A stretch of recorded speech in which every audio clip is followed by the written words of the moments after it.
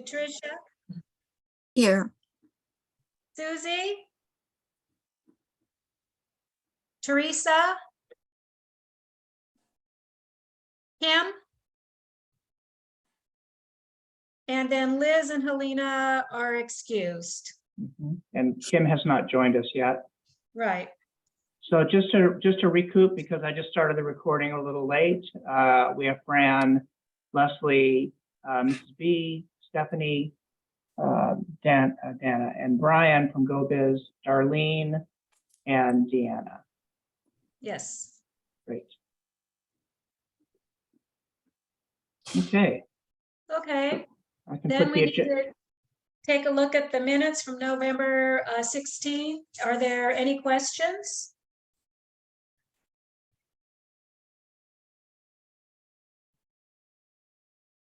Corrections? If not, I'll need a motion to approve the minutes, please. I move that we approve. And a second, please. I'll second. Thank you. And Teresa is joining us now. Great. Okay. So who moved for approval of the minutes? And who Darlene. seconded? B. Mrs. B and Mrs. B Darlene. made the motion. And Darlene seconded? Correct. Yes. Okay, good. Thank you. Okay. I'd like to welcome Brian and Dana and any other members of the public that aren't on the screen. And then I'll move along to public comment. Do we have any items not on the agenda that anyone would like to comment on? Raise our hand. Darlene? Yes, Darlene. Particularly for new members coming on, I had talked to Brian about this, putting together a binder or a folder of information for new members so that they would understand the EDCAC and its description and descriptions of the subcommittees, etc. Put in there the bylaws and let's see, the ethics code, and also the strategic plan. I really think we need to kind of have something like that for new members. Also, that would be nice for us members that have been here for about a year to catch up on. Yes.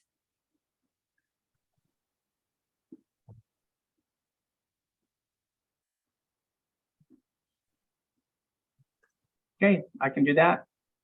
All that's readily available. Not a problem. And I think Deanna received most of that, not the strategic plan. Of course, Leslie is familiar with all of that, and so is Fran, having received that information before, but I think that I did send out that background information to the new members, including Fran and Leslie. So just to kind of catch up.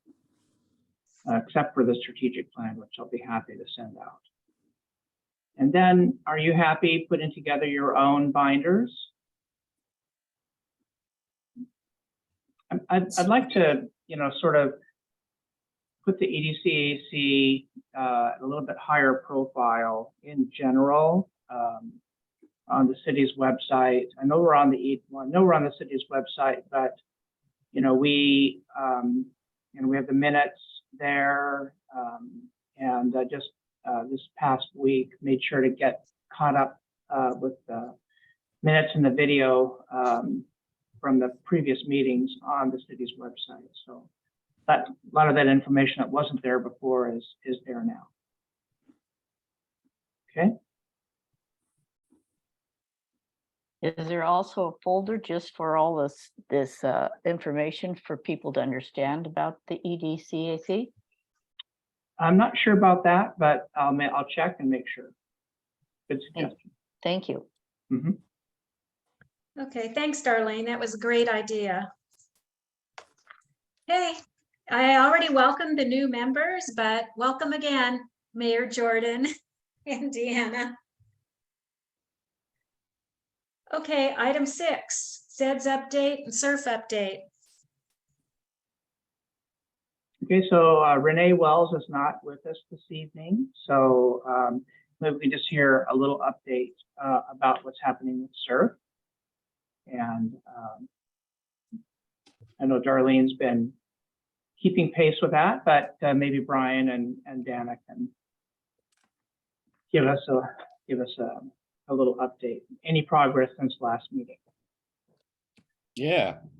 Did you want me to kick it off, Dan? And you can chime in if I miss anything. Cool. Well, good evening, everyone. Update regarding the SURF program. Right now, we are still in the contracting phase, meaning we are still completing the contracting process with the Uplift Coalition. So once that process is over, then planning activities will begin. Other thing regarding SURF, last month we held several listening sessions for the economic development pilot projects funding. And just as a little recap, I mentioned this at the last meeting we had. This is just $50 million set aside for initial economic development projects. We had a listening session in 3 regions throughout the state. The Central Coast one was on November 16th. Anyone who participated in that, thank you so much for attending and offering feedback. We are incorporating feedback from that listening session into the final draft solicitation for a proposal, which is anticipated to be released in January. Initially, so we actually just had some recent updates made to that, to the pilot project program.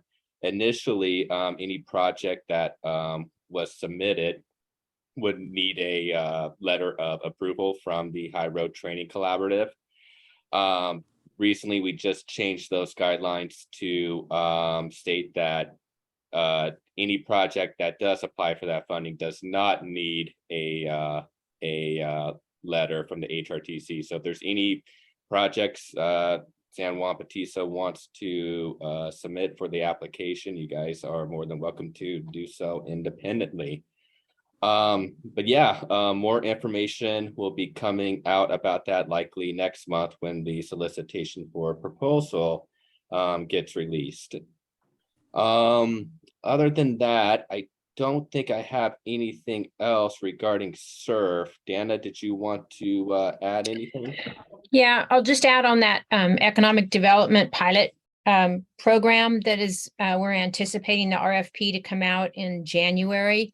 While there won't be a requirement to have a letter of support from the HRTC or what we know as the SURF planning table, I think there will be an expectation and requirement that any project that is being proposed is coming out of an existing plan that is already in place, whether that's your active transportation plan, whether that's specific to another type of, adopted and or approved plan that is already in a book on a shelf somewhere, waiting to find some implementation funding. So it's not, I'll just, Brian and I will both craft this. It's got to, any project ideas need to align with some existing priorities and or plans that are already in place. So be very helpful to pull any plans that you have. Also to remember it will be probably a competitive grant, and there will be additional qualifications, if you will, that will come out with that RFP. So as soon as it comes out in January, we'll make sure that you guys have access to it and you can determine your level of engagement and or participation.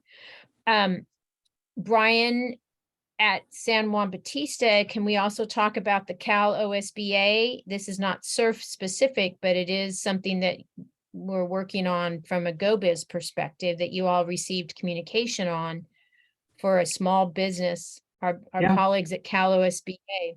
Mm-hmm. So hopefully Yes, you've all please seen that. go over that. Yeah, you've all seen that.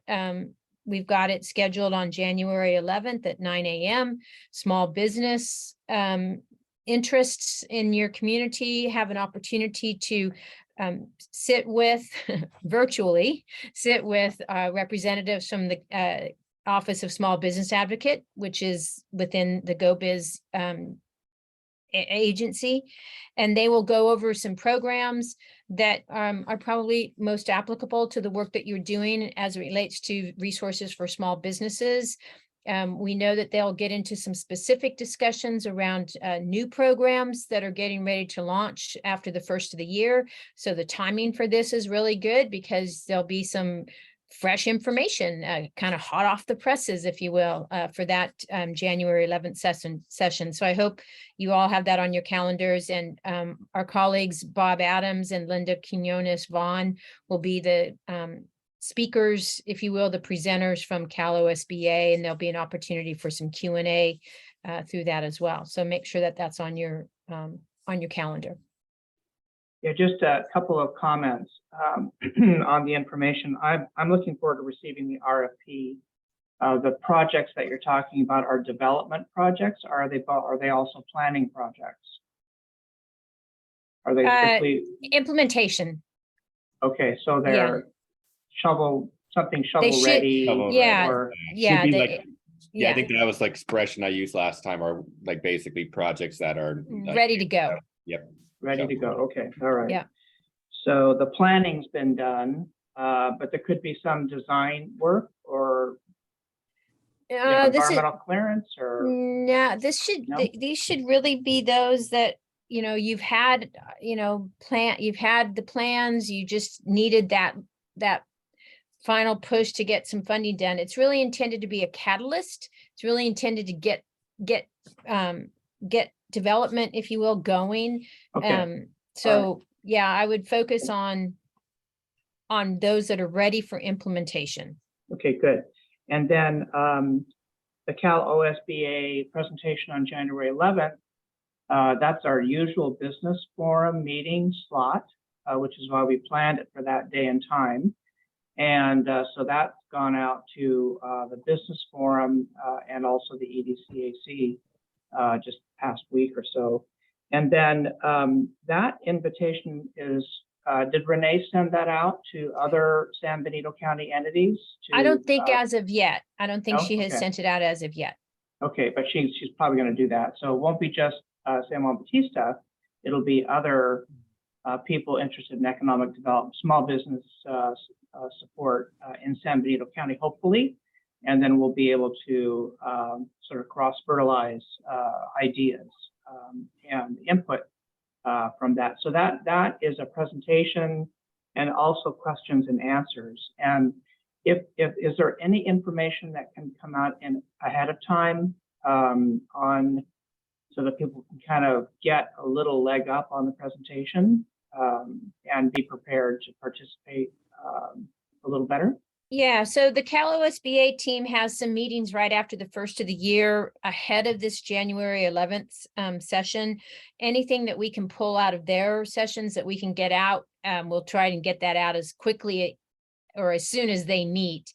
It may be, I don't know the exact date that they're meeting, so it might be very close to the January 11th date that we'll get this information out, but Linda and Bob both are, working to pull out more specifics that they can share after they have their their season kickoff that they've got to go over the programs for the 23 calendar year.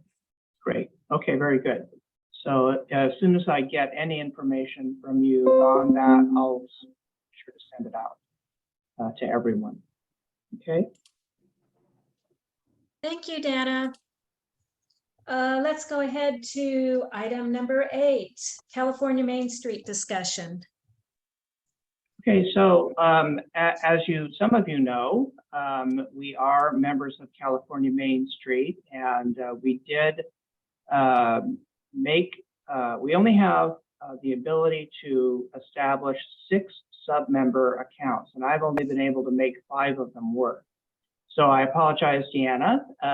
You got dropped off. I did put Fran on. I put Dawn on in in the very beginning. I took Dawn off and Fran was added. I'd just like to ask, Fran, did you receive an email from California Main Street?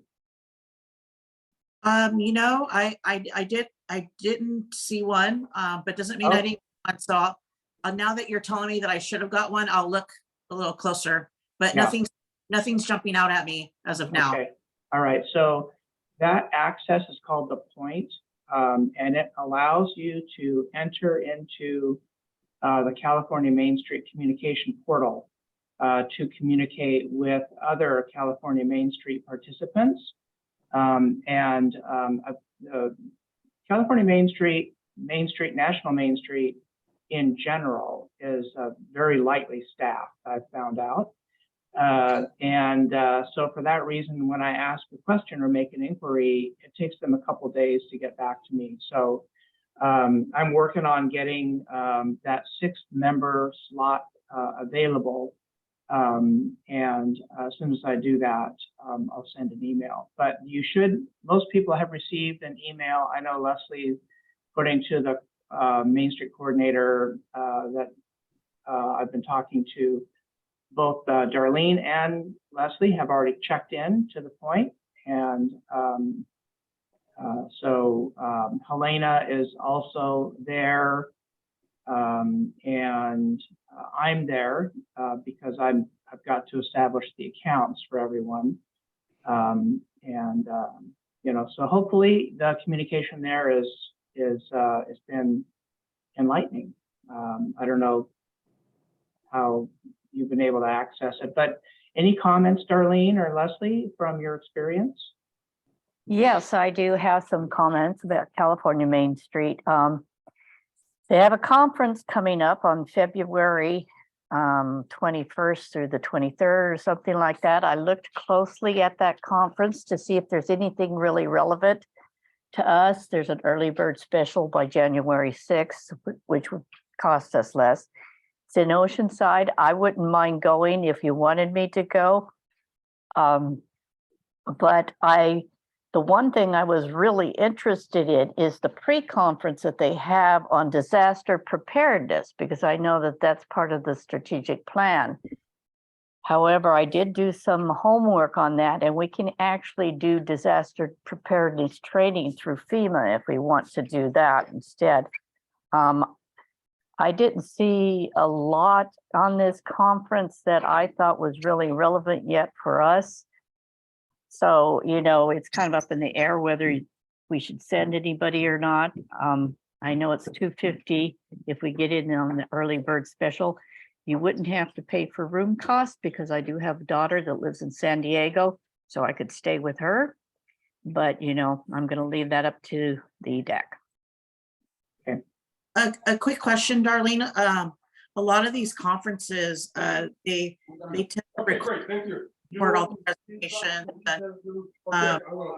So I was just wondering, do you know if the presentations are going to be available where you would pay a fee and they're available to you after the conference? So if we don't attend, it doesn't mean we can't still get the information. Thank you for asking. I did ask Amanda that. She's the director of California Main Street. And she said, no, not at this time. They aren't doing any recording of these conferences, but because I put the idea out there, they're going to be thinking about doing that in the future. There is another conference that's a national conference that's coming up in March too. So I haven't looked at that one as closely, but yeah, they're not going to be recording these. So. Yeah. And not Yeah. available No. remotely either. Oh, that's Yeah. surprising. Okay. Surprise. Yeah, but if there is information that comes out of the conference that can be shared after the conference, webinars or conference, presentations that we can access through the Main Street portal, then we'll make those available. The other thing is that I wanted to talk a little bit about California Main Street, and just to sort of have the EDCAC understand that right now our approach with California Main Street is to understand the value to the city and to make a recommendation to the city council regarding California Main Street or retail strategies. And we had, I don't know who that is, but you need to mute. We would need to make a decision. City council needs to make a decision about how California Main Street will be handled, or retail strategies after the first of the year as part of that annual report that I'll prepare for the EDCAC to pass along to City Council. Right now we're in an information gathering phase. We need to understand the benefit of either one of these organizations to the city, and then the City Council needs to decide how California Main Street will be administered and managed by the city, and the EDCAC's potential role there. That's not up to the EDCAC. It's not up to me. It's up to the City Council to determine how that should work. So I want to make that clear. This is not a program like the EDCAC, like economic development in general. The California Main Street or retail strategies is not something that you just kind of lightly take in. It's something that you make a commitment to, and then you use to your advantage as you operate it. And then there's a time, there's a capacity consideration there for staff and this committee. And then there's a potential, for an adjustment to the EDCAC's role, if that's what the City Council wants to see happen. But right now, the EDCAC is not set up to administer or manage the California Main Street program as an EDCAC initiative.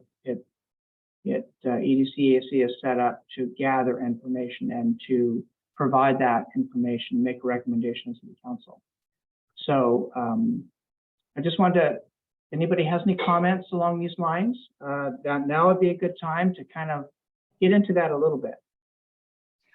Okay, Darlene, here, yes, there's a couple things about that. If you want to know more about California Main Street sometimes, and you don't have a sign-on, I suggest you go to YouTube. They do have a lot of their videos on YouTube.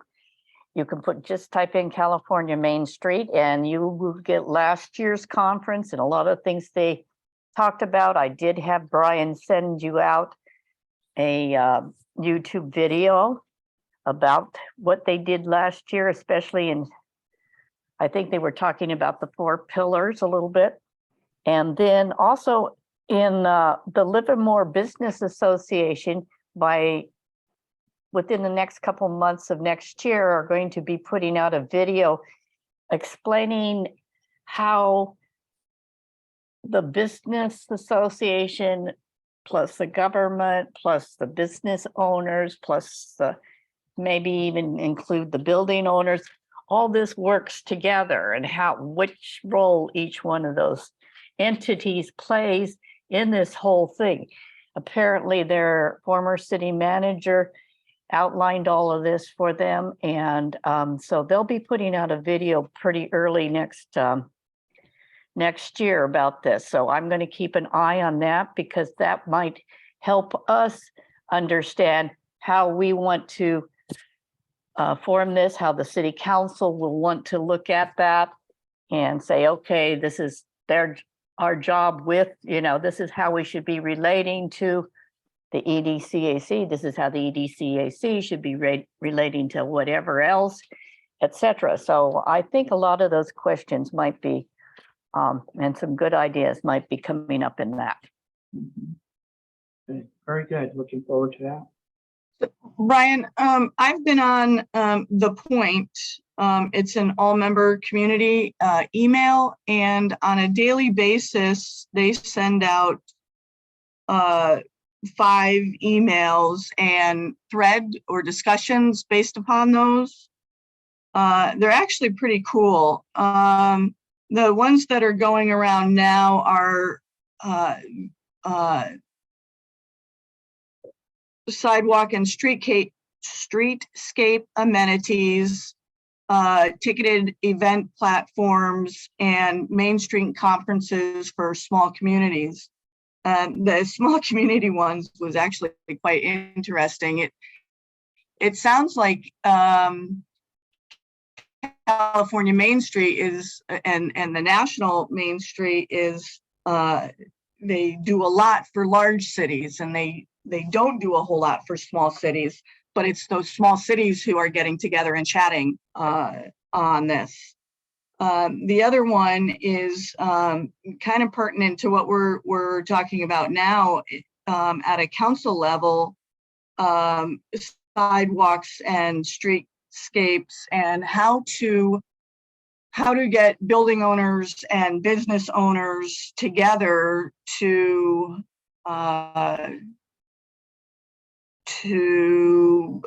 beautify, if you will, the city.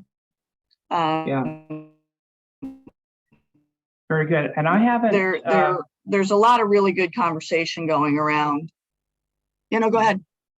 Oh yeah, no, I haven't taken the initiative to send those conferences. I'm not sure if you're not on the point, I'm not sure that those are shareable. That is, when you click on them, can you distribute them to people who are not sub-members? And I'm just not familiar with that. Maybe Darlene, do you know anything about that? Can those things be shared? I haven't tried that yet. I will give it some thought tonight, tomorrow morning, and see what I can do.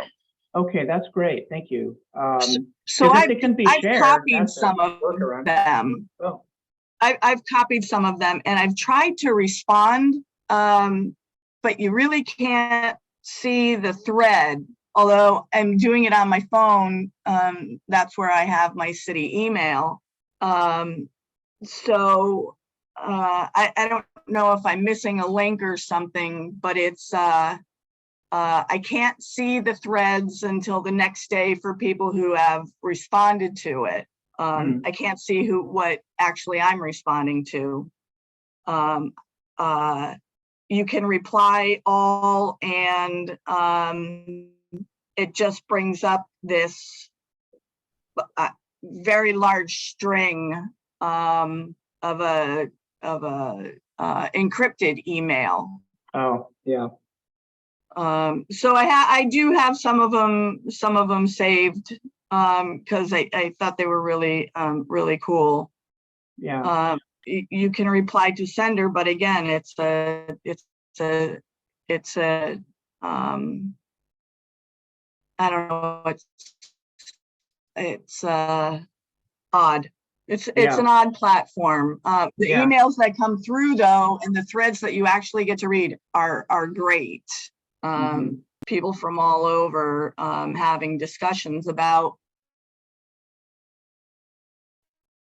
the same thing that we're having discussions about. How to retain businesses, how to make 3rd Street or your Main Street more viable, how to bring people in.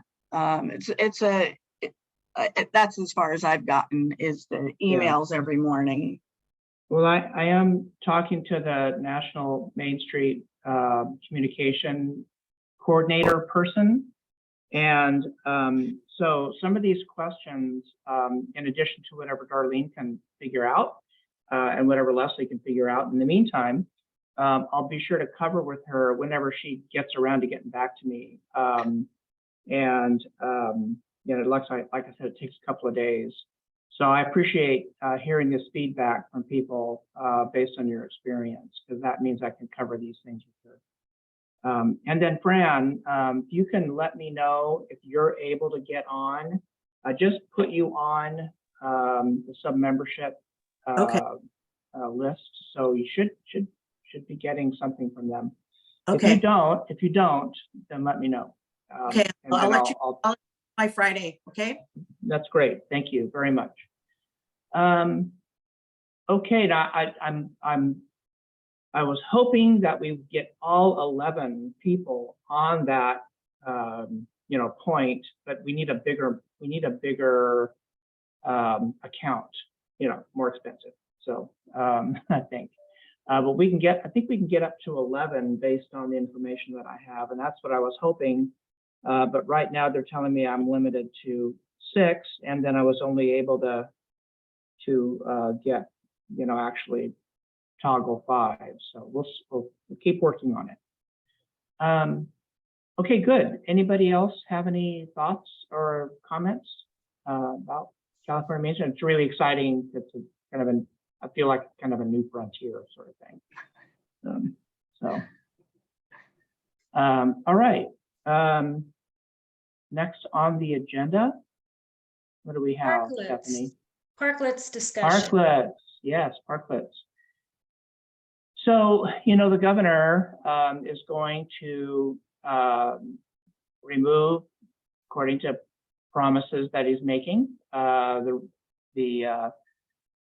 emergency declaration, based on COVID infections in February. Hopefully, that's long enough past the holidays for the current surge to kind of wane a little bit, and maybe get into pre-holiday levels, which were very low.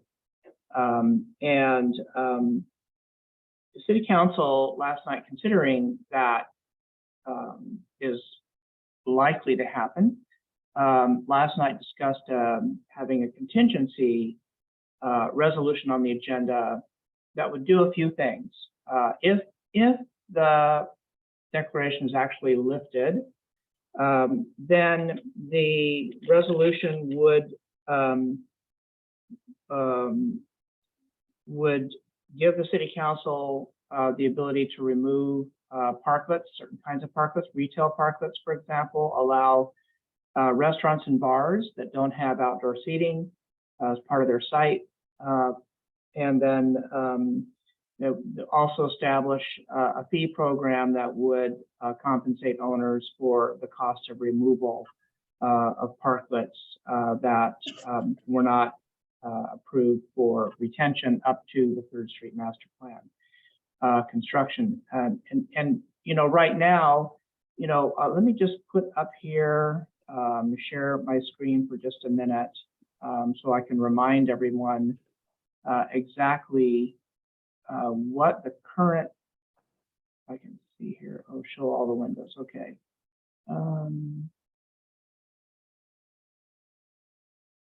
Nope, that's not the one I want. Let's stop that. Oh, now it's frozen. Doggone it.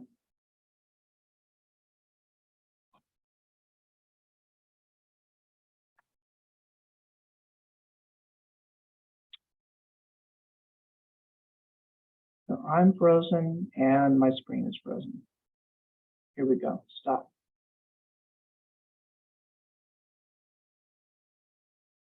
There. Okay. Frustrating. Let me get.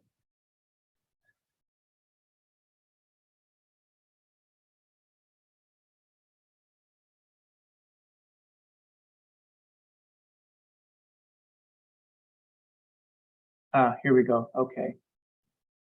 All right, can everyone see this? Yes. Okay, good. So these were the circumstances under which parklets were going to continue, approved by the City Council in Resolution 2022-40. Everyone's familiar with these. This was the recommendation of the EDCAC, went to Planning Commission. It was tweaked a little bit by the Planning Commission, then went to City Council and was retweaked by the City Council to be consistent with what the EDCAC had recommended.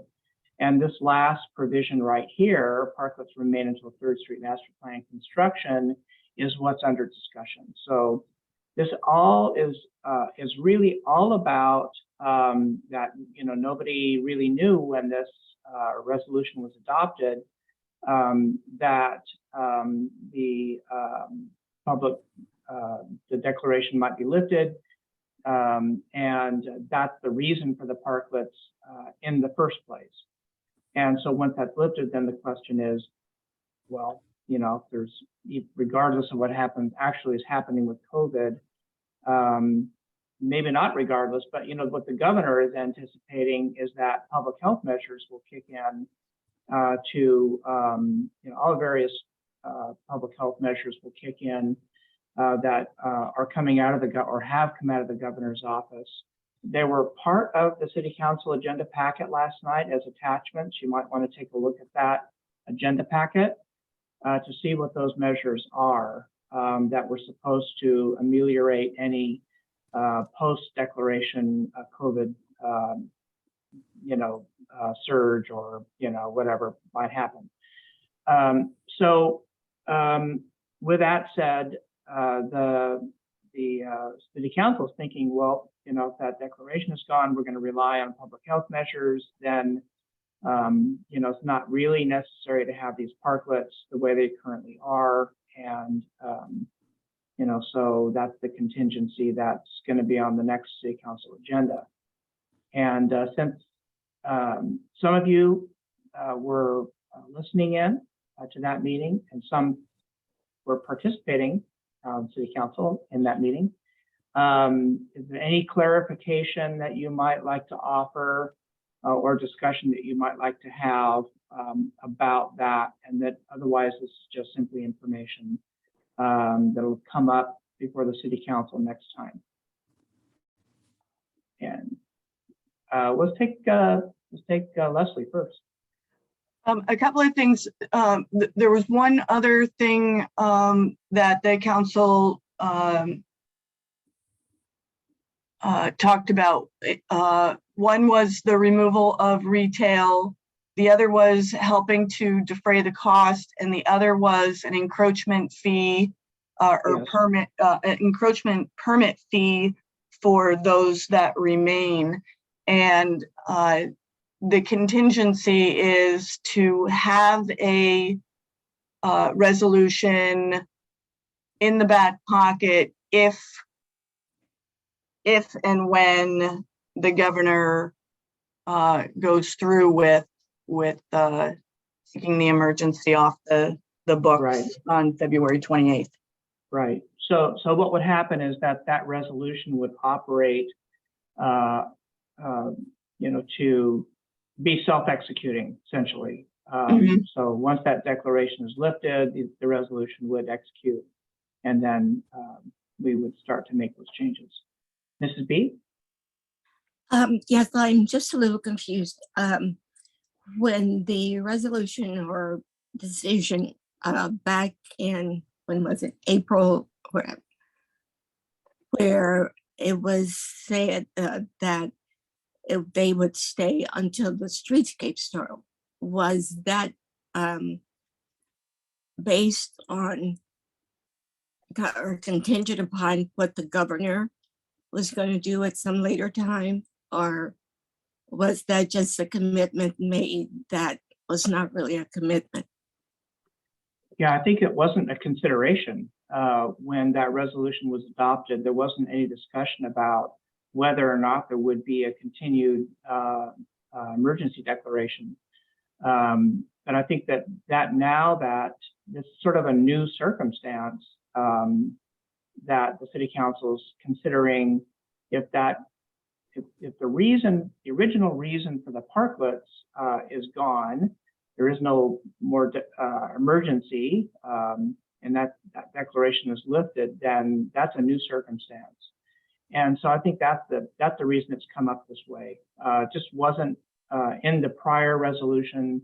There was no consideration regarding that, whether that public declaration might be lifted. So it's kind of. Did you read the bulletin that I saw this morning about San Benito and surrounding counties, that the rates and the hospitalizations were increasing? Yes. So is what the governor is contemplating for the state of California, is that going to override what's best for our local area?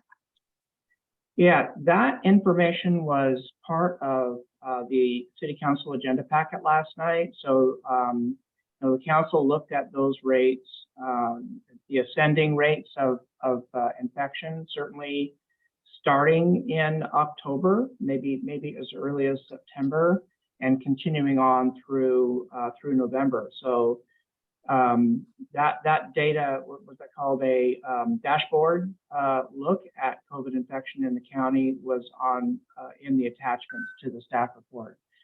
It wasn't, I'm sorry, Go ahead. but it Go ahead. wasn't just for COVID, it was for infections. No, it was that COVID. Or it was That was for COVID, and it listed, the one that I saw, it listed all the other infections, including flu and the I can't think of the, RSV? RSV. Yeah. and Yeah. That's true. pneumonia and other, it said Mhm. infections, and they listed infections. Yes. Right. Yeah. So it wasn't just COVID. Yeah, true enough. So I think that, and what, the governor's office is, and like I said, the information attached to the staff report included that dashboard information. It also included the governor's plan for public health surrounding COVID. And the intention there is to rely on that, those measures to, rather than, the declaration itself. So, that, I think that's the intention there, from the governor's office, at least. The San Benito County Public Health Officer can also step in.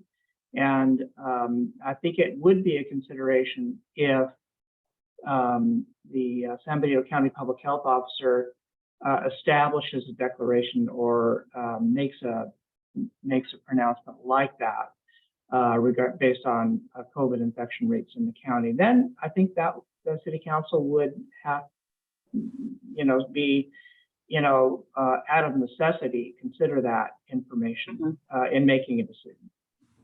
So I think that makes a lot of sense.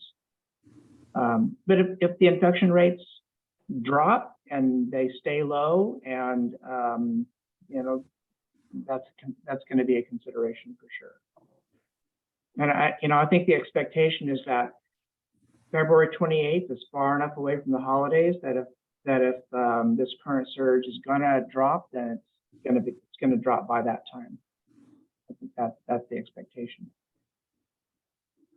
Did that answer your question? I know it's just Well, but not a happy situation, but yeah, I still reflect back to the decision that was made when we made the recommendation that none of this was mentioned.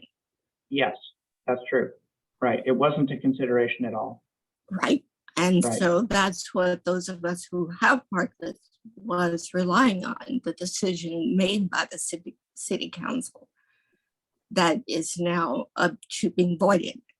Mhm. So that's Right. my. Right. Right. Yeah. So, anybody else have any comments about?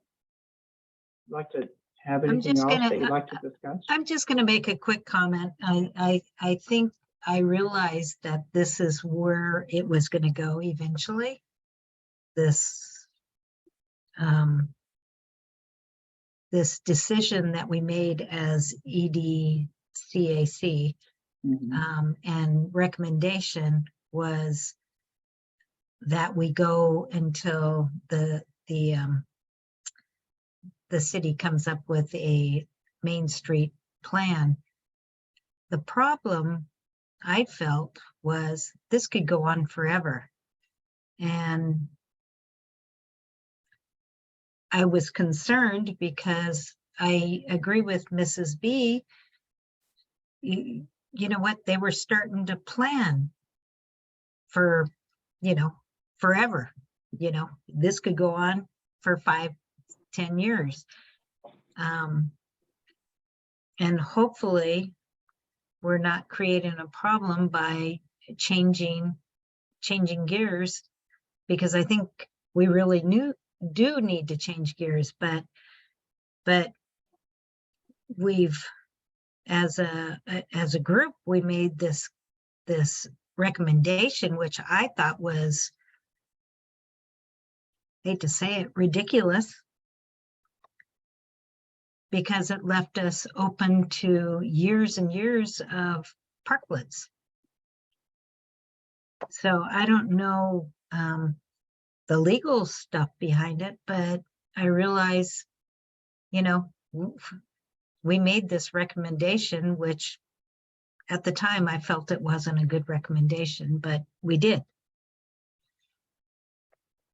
And I apologize, for some reason my video is not working, so you're getting my hand and my name, period. We know who you are.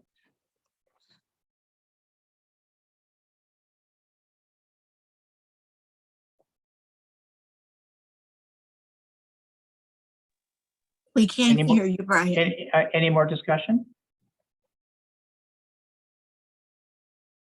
Oh my gosh. So I've been part of the whole parklet program since the very beginning, and I've been on every committee and just about every city council meeting that had parklets listed in the agenda. Or I'll just share honestly. We started off really strong and then we went the wrong way. So I honestly feel like we just didn't do the best job in getting these parklets going and established. We weren't consistent. There's some differences. Yes, we're the first ones in San Benito County, but it just kind of went all over the place. The Mission Cafe is a good example of why did they have 2 parklets and why were they set up that way? It was just, and I'm not gonna point fingers, I'm not putting blame, but we just didn't handle them well. So here we are, everything about this, giving the recommendation. I agree. This stuff happens all the time. If you're not listening, you're not going to city council meetings and reading things that are coming at you, then, whose fault is that, right? So I think that that the parklet program, it does deserve, being looked at again, and really, let's decide if we're going to do these things, then if there are going to be for 10 years, and we need to do it differently. Even the encroachment permit, if you look at that encroachment permit, it does not apply to a parklet. It's a whole bunch of other stuff. It made no sense at all. We made things work just to get those parklets going. And I'm thankful for it because it really saved businesses. The idea was to, food and beverage were shut down. You were not allowed to go inside. And we did that to keep food and beverage alive. So now food and beverage is going through a whole new pandemic, and that is brick and mortar restaurants and places are having a really hard time because we have a lot of pop-ups. We have, all these other things that are going on. And so, in the end, personally for me, in the end, we're going to need to look at doing something for EDCAC and for Doña Esther's to keep those guys alive. But everything else, I just think the parklets have gone all over the place, and the things that we put on the parklets, even mine, to be honest with you, I'm probably going to take mine down this next year. So I think they need to be revisited, and we really need to make sure that that we give it the attention it needs. Is it just because of health issues, or are we really going to be doing these permanently? It doesn't make sense permanently right now. So, and that's just, I'm spewing out a lot right now. It's just because I've been part of this whole thing since the very beginning. But it needs some attention, and we need to decide. It can't be, it's kind of like when you have a toy and you don't use it, but as soon as someone comes over and wants to take it away from you, boy, you're not going to let anyone take that toy away. And so I think in a lot of ways, that's what the parklets have become. So let's have an honest conversation and really decide if we're going to do it right. There are some people that are doing it right. I think the EDCAC parklet is beautiful. And I think it's really provided a lot. And they don't have anywhere outdoors to sit. So, that's a good example. And we just need to start looking at it one by one. So I'm not looking to upset anyone or cause any argument or anything. It's just expressing from someone who built the very first parklet in San Juan Bautista and was part of all the committees and in all the meetings to speak about it. So thank you. Yeah, I think it's important to understand too, the city council is really committed to the 3rd Street Master Plan. That came out as part of the discussion from Scott Briels, asked staff to confirm that's the case, and the rest of the city council all, as well. Part of that EDCAC's recommendation and the subcommittee's work on the parklets included reference to the parklet experience as a guide to help understand how the 3rd Street Master Plan might be designed.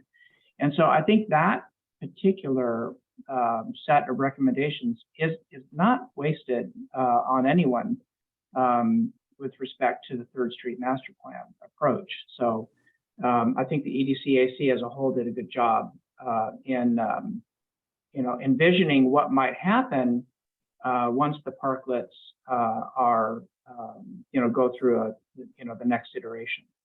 So I think y'all did a great job in that respect too. So yeah, it's a little loose with respect to the 3rd Street Master Plan construction as the deadline, but the prior 4 recommendations were really awesome. So I just my have one perspective. more brief comment. For whatever inadequacies or being all over the place, it was not the fault of the parklet builders who were following guidelines. And those of us that did follow the guidelines, we did it with the hope that the major investment that we were making at the time and still making would be worth the effort. And it is a major investment, and it has helped my business tremendously.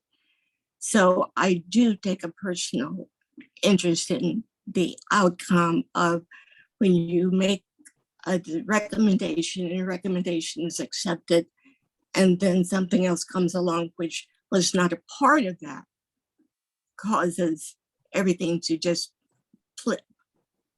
That's my issue.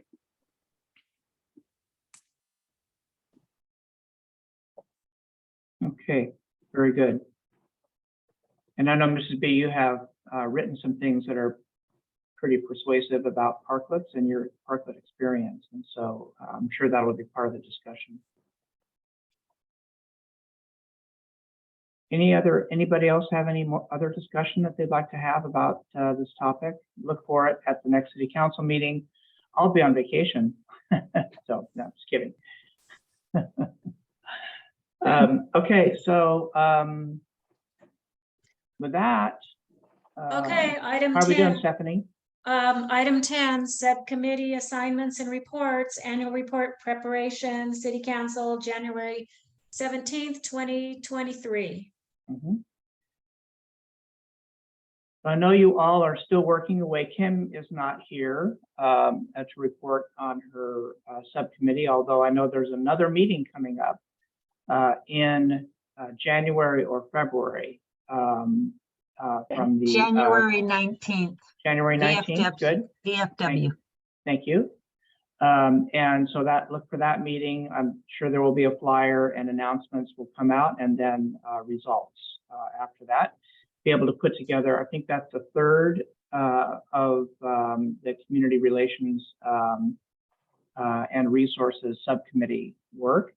And then Darlene keeps handing me stuff, which I'll fold into the annual report. And then I know Mrs. B and Helena are also busy contacting the business community and may have some results to provide from that effort. Although I haven't seen results yet, but I know that they're cooking away, and so I know there's going to be something to report there. But I'm hoping to get that information from everyone so that I get a sort of encapsulation of everything that you think is relevant for the city council to understand from your subcommittee in early January, so I can produce that report for the city council.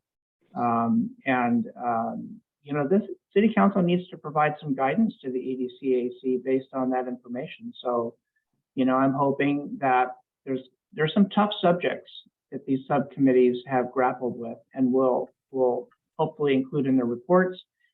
You know, I've been talking to all of the subcommittee members about some of these tough topics, and you know, there's some interesting things that are going to come out in the report, and I think some interesting recommendations from the EDCAC as a result. But you'll have a chance to see that draft report before it goes to City Council.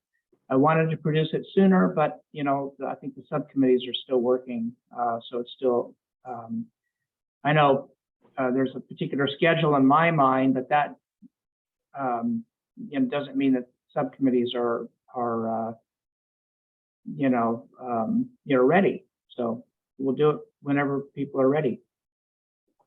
I do have a report, but maybe it would be better for me to forward it to you Sure. before presenting it. Yeah. Yep. This the business retention and development subcommittee has some very interesting things to cover. So I'm really looking forward to that. All right. To that report. I'm hoping that it'll be a courageous report. It is. Yeah, very good. Awesome. One quick note, that the council is meeting a week later because of League of Cities conference. So everybody has a 1 week extension. Yay. Well, So I take that back. Brian, you have a 1 week extension. yeah, it's a 24th meeting. I'm going to try to get a draft report to the EDCAC. Your next meeting is January 17th. And let's see, I think I'll be able to, looking for my calendar. Oh, here it is. I'm leaving on the 17th and coming back on the 26th. So, you know, I may not be able to get a report done for the EDCAC. If I do, I'll give it to you during the first couple of weeks of January. You'll at least have it for your 17th meeting, and then you can talk all about it. And it'll be referred to the City Council after that, if everything works out okay. So we'll just kind of have to play it by ear, I think. Okay. So what's next? Adoption of bylaws. Aha. Okay. So I'm going to share my screen for a minute.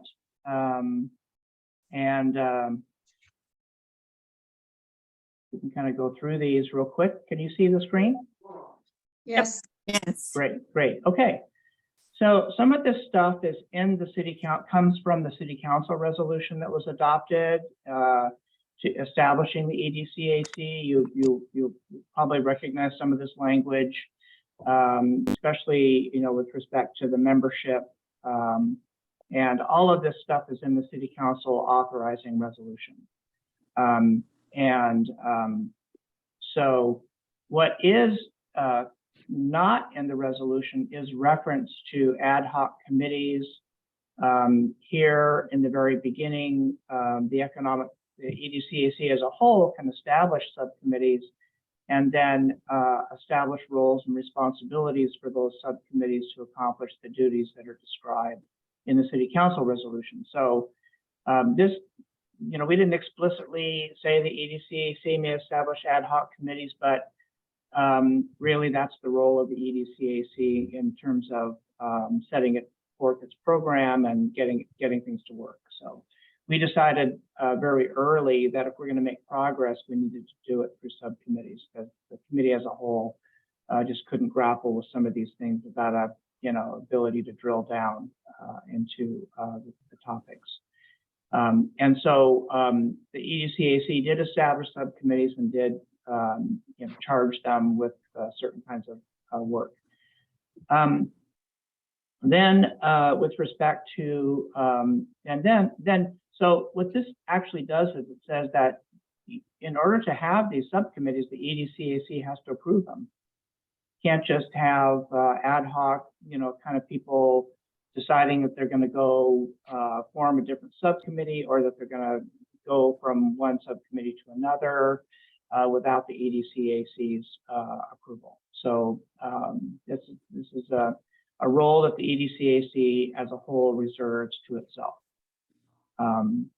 And so here you have recognition that we have 11 voting members, consistent with the City Council resolution. This language here in A, B, and C comes right out of that resolution because this is what the City Council wants the EDCAC to do.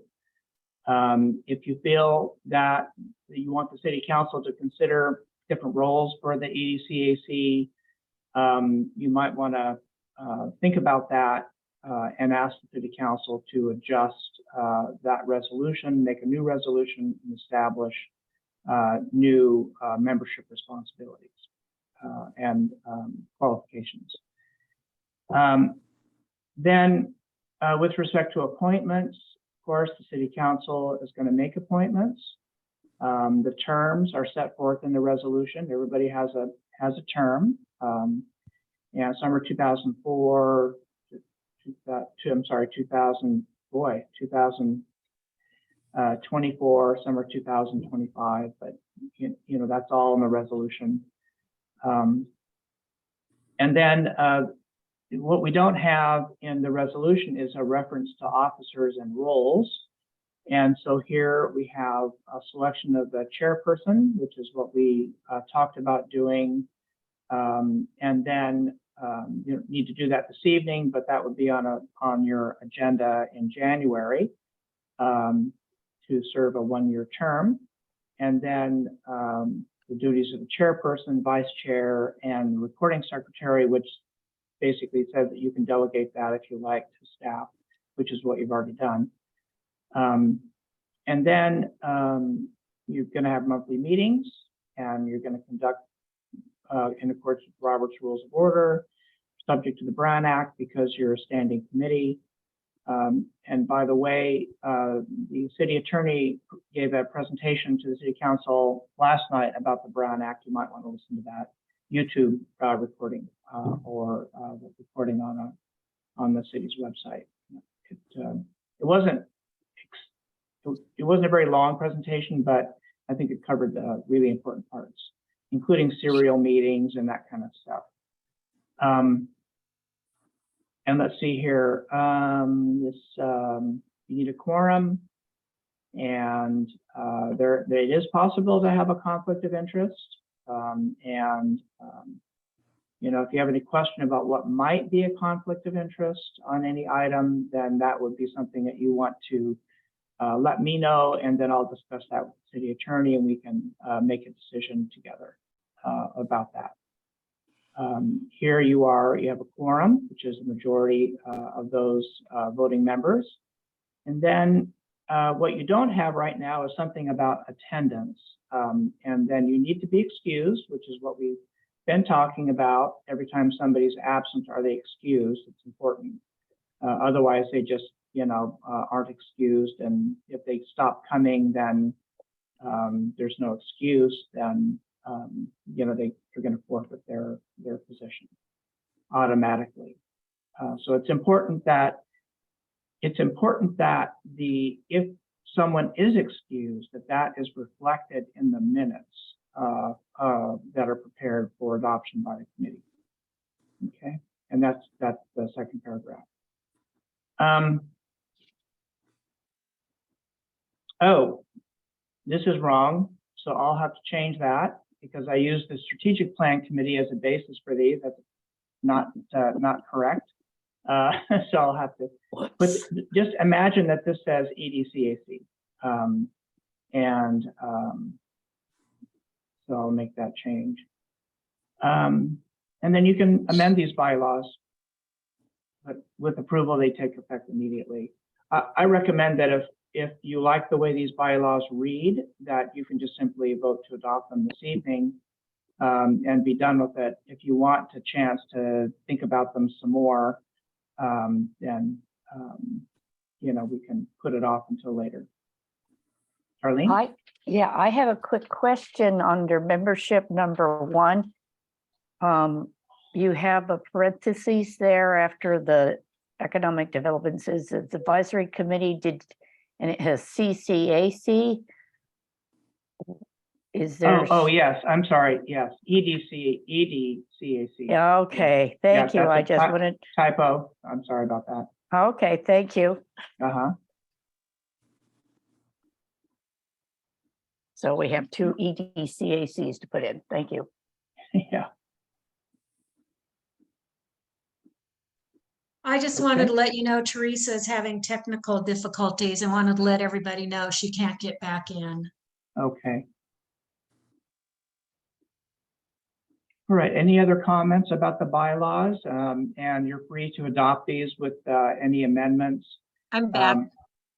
Good. So you're free to adopt the bylaws with the corrections that were noted here this evening. Some change, a reference to strategic plan committee, and then there's this acronym here that's incorrect. I'll make those changes. But it's here for you to act upon this evening if you like. Well, I have one more question, if that's all right. Because, okay, under meetings number 3, we talk about the powers and duties, we talk about the Brown Act, and I know that there's a quick little video for that. Are we going to put in there this code of ethics or anything? I don't know what the code of ethics is. What is the code of ethics? There's a San Juan Bautista code of ethics. Okay. I could send you. Can you say a little bit more about how that might apply to the EDCAC? Well, since we are like the planning commission, we are part of the city. We are, a committee of the city. Planning commission has to adhere to the code of ethics, just like the city council does. And I would say that it probably applies to us also. Okay, all right. We can reference that. That's an adopted code of ethics that we have. Then we can certainly reference that. Maybe we should postpone adopting this until these changes are made, and because other questions may come up or others may need clarification on the additional things.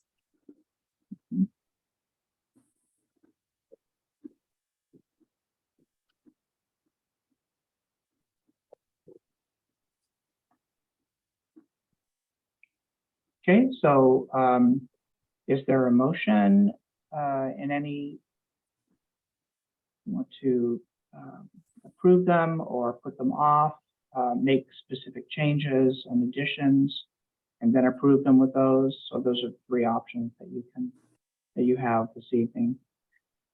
I would like to make a motion that we postpone the adoption until necessary changes or clarifications are made. Is there a second?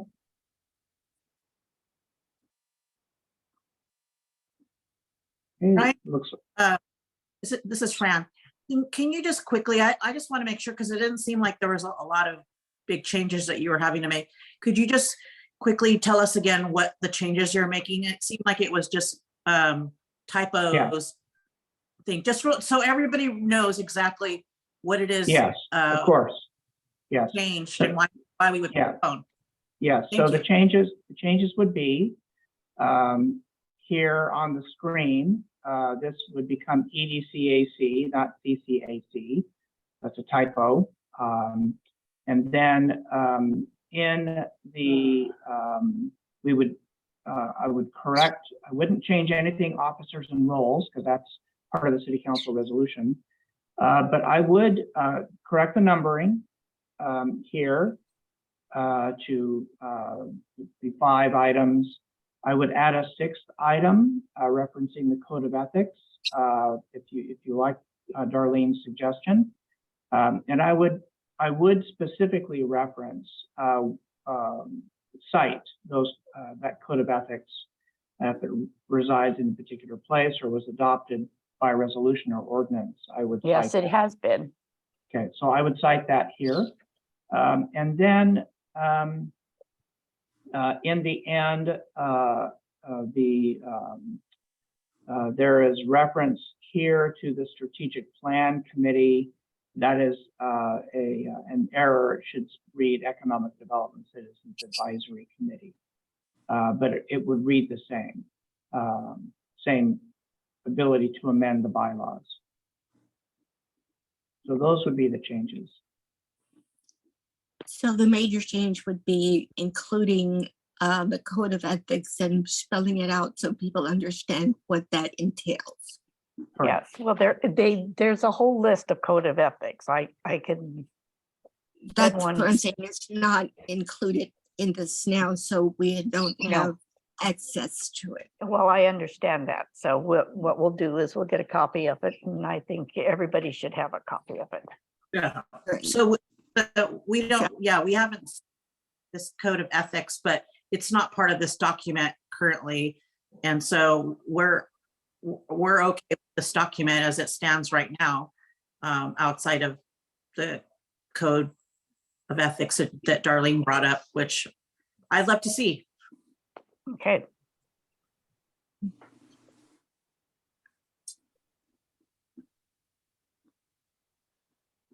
Okay, so we have a motion on the floor that was not seconded yet to postpone this until that information comes back. I think that's the intention of that motion. Yes. Is there a second to that motion? And if there isn't, then the motion dies and we're waiting for a different motion. well, I'll go ahead and second it. Okay, all in favor of that motion? Aye. Aye.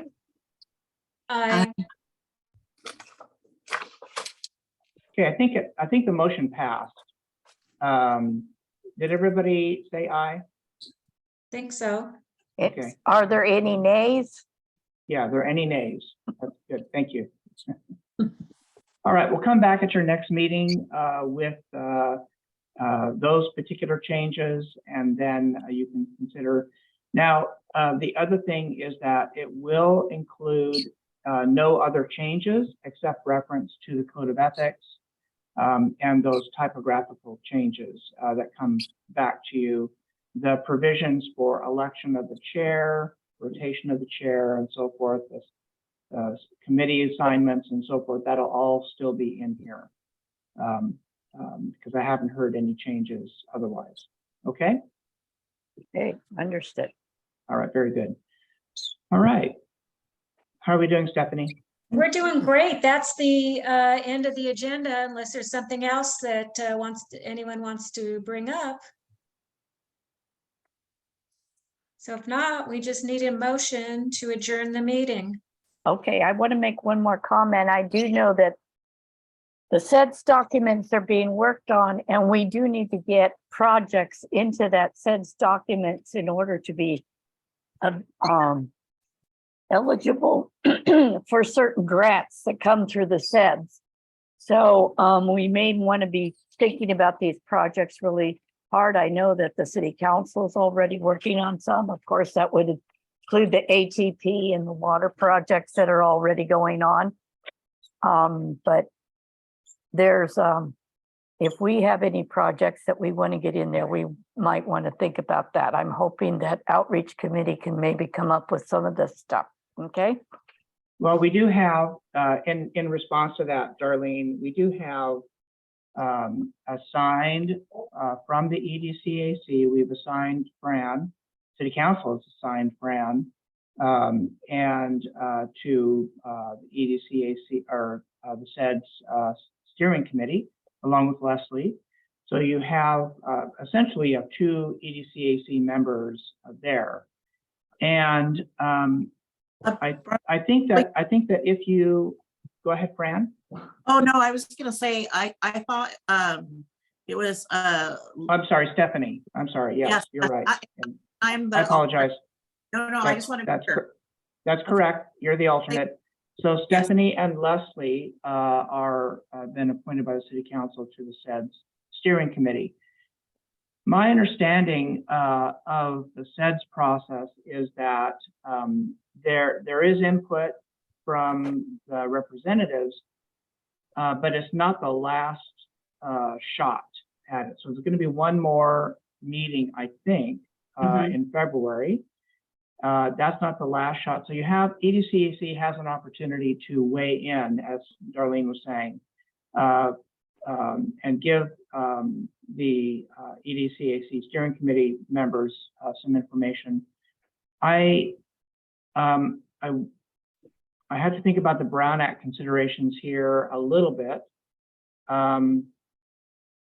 So my feeling is that if you have individual comments about projects that you would like our steering committee members to hear about, that you let me know, and then I will pass that along, rather than, you know, have individual members contact the steering committee individually.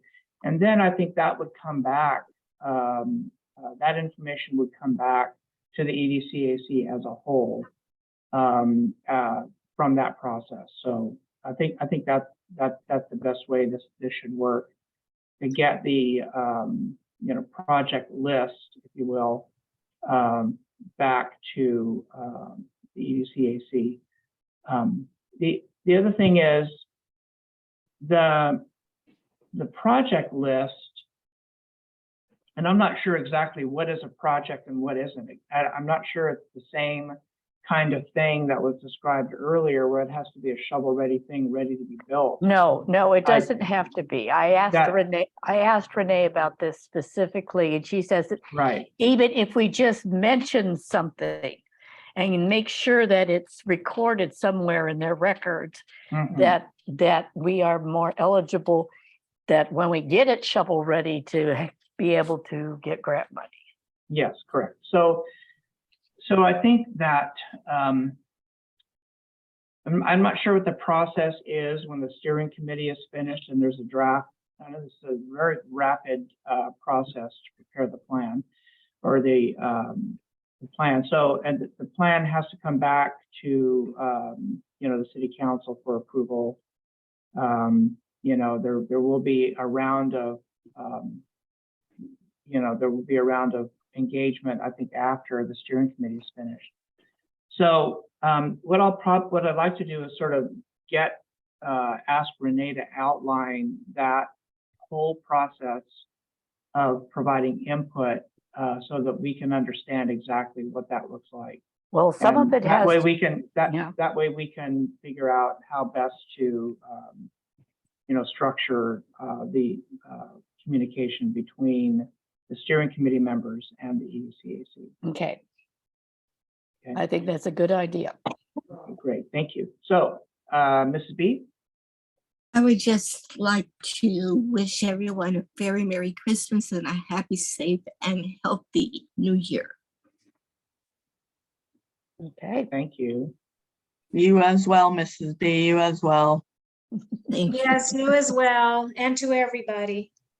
Yes, happy holidays. Happy holidays. Yes. Happy holidays. All right, thanks, everyone. Another great meeting. Yes. Was there a motion to adjourn? No, there Oh. wasn't. Oh, I move to my Make a bad. adjourn. motion to adjourn. A second. All right, Darlene moved. Patricia second. Okay. all in favor? Aye. All right, Bye, everyone. all right, thanks, everyone.